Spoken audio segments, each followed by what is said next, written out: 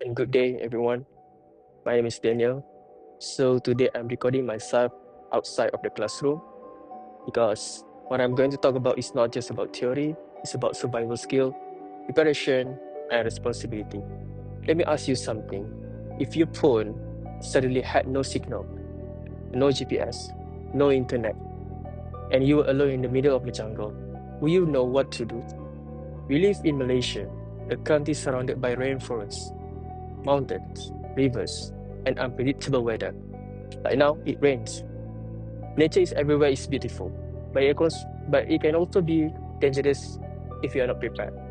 And that's what I want to talk about today.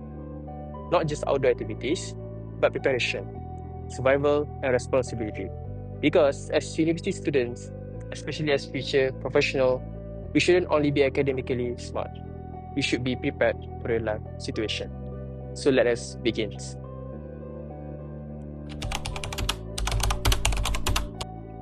Personally, I strongly believe that all university students should experience outdoor programs at least once. University life is comfortable. We attend lectures, we submit assignment, and we sit in air-conditioned classroom. But in real life, it's not always comfortable. Outdoor program push you outside from your comfort zone. Imagine hiking under the hot sun, carrying a heavy backpack, and feeling tired. But you still need to set up a tent before sunset, and that builds resilience in yourself. It teaches you how to stay calm when your body is tired and your mind wants to give up. It also builds teamwork. Let's say we are in the jungle. You can't survive alone. You depend on your team. You communicate clearly. You divide responsibility and you need to trust each other.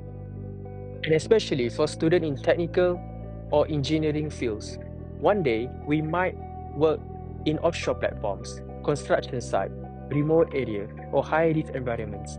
And outdoor trainings build awareness. It builds leadership, it builds discipline, and these are things that no textbook can fully teach you. An outdoor program don't just train your body, but they also train our mindset.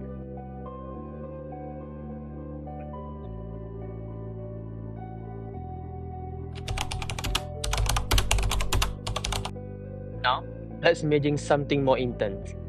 You are a camp leader and you walk ahead to check the campsite. You turn around and you realize you can't find your way back. And no signal, no one responding, just trees. And at that moment, what is the most important survival tool? For me, it will be a multi-purpose survival knife. Not because it looks impressive, but because it's practical. With one knife, you can cut branches to build shelter, prepare food, start a fire by shaving dry wood, defend yourself if necessary, and create visible rescue signal.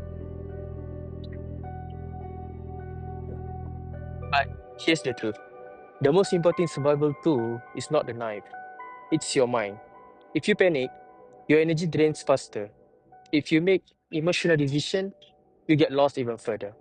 That's why I would follow the STOP principle. S for stop, T for think, O for observe, and P for plan. Stop moving immediately and think logically.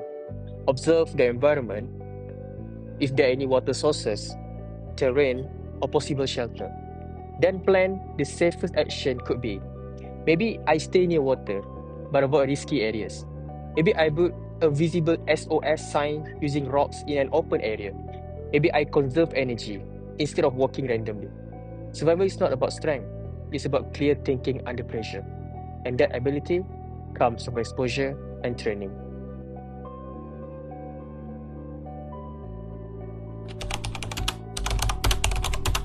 Now, let's move from jungle survival to urban survival. Some people think emergency preparedness is unnecessary. But look at our country. We experience flash floods, unexpected landslide, car accidents, or power outages. If something happens suddenly and you need to leave your house immediately, the question is, are you ready? And urban but outback is not something dramatic. It's something practical. In urban but outback, we're gonna have like water, first aid kits, flashlight, power bank, basic food, and also important documents. These simple items make a huge difference in the first few hours of an emergency. Preparedness is not about fear, it's about responsibility to ourselves, and especially if you have family members who depend on you. Because when emergency happens, panic wastes time, but preparedness saves the time. You know, I think sometimes we overestimate how prepared we are. We assume that because we are educated, we are ready for anything. But real challenges don't care how many lectures we attend. They test something else. They test awareness. They test composure.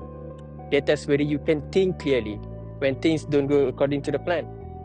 And maybe that's why experiences outside the classroom it matters so much. Because comfort doesn't build growth. Discomfort does. Thank you for watching. See you in the next video.